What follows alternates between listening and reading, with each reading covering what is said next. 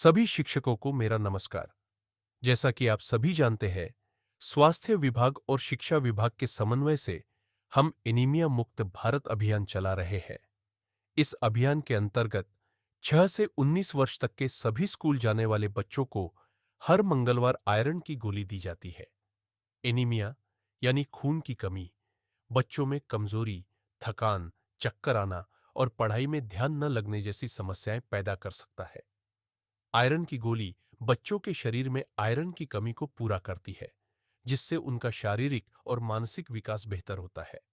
इसलिए एनीमिया मुक्त भारत अभियान का एक महत्वपूर्ण हिस्सा है बच्चों को आयरन की गोली देना और उसका सही रिकॉर्ड रखना।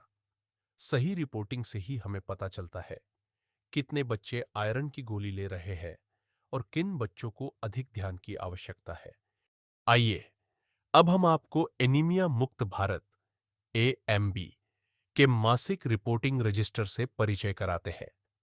यह है मासिक रिपोर्टिंग रजिस्टर, जिसे नोडल शिक्षक और आशा कार्यकर्ता मिलकर भरते हैं। इसमें हर महीने आयरन की गोली के वितरण और एनीमिया से जुड़ी जानकारी दर्ज की जाती है। फॉर्म भरने से पहले एक महत्वपूर्ण बात ध्यान रखें। इस रजिस्टर में 2 फॉर्म होते हैं।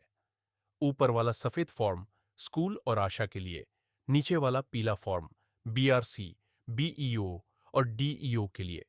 सफेद फॉर्म के नीचे कार्बन पेपर और उसके नीचे पीला फॉर्म लगाए। इससे जो भी आप ऊपर सफेद फॉर्म पर लिखेंगे, वही जानकारी अपने आप नीचे पीले फॉर्म पर भी आ जाएगी। इससे दोनों फॉर्म में एक जैसा डेटा रहेगा, दोबारा लिखने की जरूरत नहीं होगी और गलती होने की संभावना कम होगी। ध्यान रखें, कार्बन पेपर लगाना न भूलें। दोनों फॉर्म में अलग अलग जानकारी कभी न भरें। फॉर्म भरने से पहले सही डेटा तैयार करना बहुत जरूरी है। इसके लिए सबसे पहले हर कक्षा का अटेंडेंस रजिस्टर देखें। जिन बच्चों ने मंगलवार को आयरन की गोली ली है, उन्हें हरे पेन से P घेर कर चिन्हित किया जाता है। अब हर कक्षा में P से चिन्हित बच्चों की संख्या गिनें। ध्यान रखें कि कोई भी बच्चा छूट न जाए। याद रखें, केवल अटेंडेंस रजिस्टर के आधार पर ही गिनती करें। अनुमान से संख्या बिल्कुल न लिखें। अब इस डेटा को व्यवस्थित करें। सबसे पहले बच्चों को कक्षा समूह में बांटें। कक्षा 1 से 5, कक्षा 6 से 8, कक्षा 9 से 10, कक्षा 11 से 12। अब हर समूह के लिए लड़के और लड़कियों की संख्या अलग अलग करें और आगे इन्हें 2 भागों में बांटें। 4 या उससे अधिक आयरन की गोली लेने वाले, 4 से कम आयरन की गोली लेने वाले। इस प्रकार हर कक्षा के लिए आपको 4 अलग अलग आंकड़े मिलेंगे। लड़के 4 या अधिक, लड़के 4 से कम, लड़कियां 4 या अधिक, लड़कियां 4 से कम। यही सही और तैयार किया हुआ डेटा आप आगे रजिस्टर में भरेंगे। अब फॉर्म भरना शुरू करते हैं। सबसे पहले फॉर्म के ऊपर दी गई प्रारंभिक जानकारी भरें। जिला और ब्लॉक का नाम, कुल शिक्षकों की संख्या, स्कूल का नाम और स्कूल का प्रकार, शासकीय या निजी, डाइस कोड,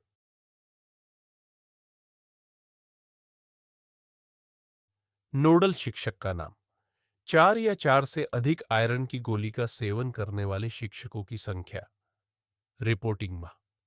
ध्यान रखें, हर महीने नया पेज इस्तेमाल करें और आशा कार्यकर्ता का नाम। अब पोषण सत्र की जानकारी भरें। इस महीने कितने पोषण सत्र योजना अनुसार थे और कितने वास्तव में आयोजित हुए। ध्यान रखें, हर महीने कम से कम एक पोषण सत्र जरूर आयोजित करें। अब आयरन की गोलियों के स्टॉक की जानकारी भरें। कुल आवश्यकता बराबर बच्चों की संख्या को 5 से गुणा करें। इसके बाद भरें महीने की शुरुआत में उपलब्ध गोलियां, महीने में प्राप्त गोलियां, कुल वितरित गोलियां, महीने के अंत में बची हुई गोलियां। एक्सपायरी तिथि माह / वर्ष में लिखे। 1 माह का बफर स्टॉक उपलब्ध है या नहीं, हां या नहीं। अगर किसी कॉलम में जानकारी नहीं है तो 0 जरूर लिखे। अगर किसी बच्चे को आयरन की गोली लेने के बाद कोई समस्या या प्रतिकूल प्रभाव जैसे पेट दर्द, मतली, चक्कर आना, दस्त या उल्टी आदि होता है, तो उसकी जानकारी अवश्य दर्ज करें। ऐसे सभी प्रभावित बच्चों की कुल संख्या लिखें और यह भी दर्ज करें कि उनमें से कितने बच्चों को अस्पताल रेफर किया गया है। ध्यान रखें, हल्के लक्षण होने पर भी संख्या दर्ज करना जरूरी है ताकि सही निगरानी की जा सके। यदि ऐसा कोई मामला नहीं है तो 0 लिखना न भूलें। अब कक्षावार आयरन वितरण की जानकारी भरें। कक्षा 1 से 5, कक्षा 6 से 8, कक्षा 9 से 10, कक्षा 11 से 12, हर कक्षा के लिए भरें। कुल पंजीकृत बच्चे, 4 या उससे अधिक आयरन की गोली लेने वाले, 4 से कम आयरन की गोली लेने वाले, और ध्यान रखें लड़के और लड़कियों का डेटा अलग-अलग भरें। यहीं पर आप पहले तैयार किया हुआ डेटा उपयोग करेंगे। साथ ही कक्षावार आयोजित पोषण सत्र की जानकारी भरें। अब एनीमिया से जुड़ी जानकारी भरें।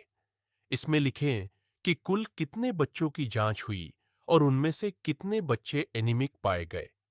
इसके बाद एनीमिक बच्चों को उनकी स्थिति के अनुसार अलग-अलग दर्ज करें, यानी अल्प और मध्यम एनीमिक बच्चों की संख्या अलग लिखें और गंभीर एनीमिक बच्चों की संख्या भी अलग से दर्ज करें।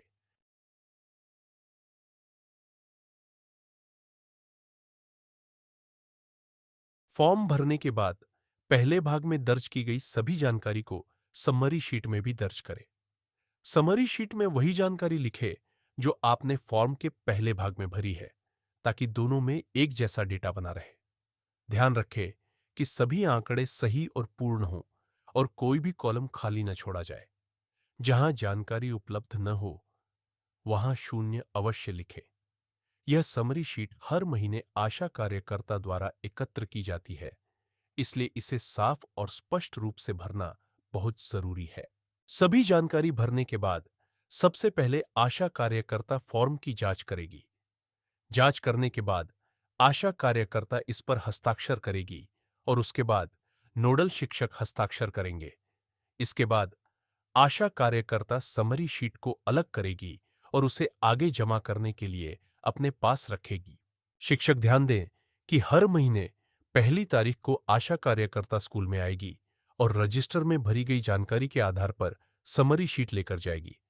इसके बाद आशा कार्यकर्ता इस जानकारी को अपने एएमबी रजिस्टर में दर्ज करेगी और समरी शीट को आशा पर्यवेक्षक या एएनएम को जमा करेगी। साथ ही नोडल शिक्षक द्वारा पीले फॉर्म में कॉपी की गई जानकारी को बीआरसी कार्यालय में जमा किया जाएगा और आगे बीआरसी द्वारा यह समरी शीट डीईओ कार्यालय में भेजी जाएगी। अंत में कुछ मुख्य बातें याद रखें। पहले अटेंडेंस रजिस्टर से डेटा तैयार करें, पी से पहचान करें, सही समूह में जोड़े, सभी कॉलम भरे, 0 लिखना न भूले, कार्बन कॉपी का उपयोग करें, समय पर जमा करें, अनुमान न लगाए, अलग डेटा न लिखे। सही डेटा और सही रिपोर्टिंग से ही हम एनीमिया मुक्त बच्चों की दिशा में आगे बढ़ सकते हैं। इस पूरे प्रयास में आपका योगदान बहुत महत्वपूर्ण है। धन्यवाद।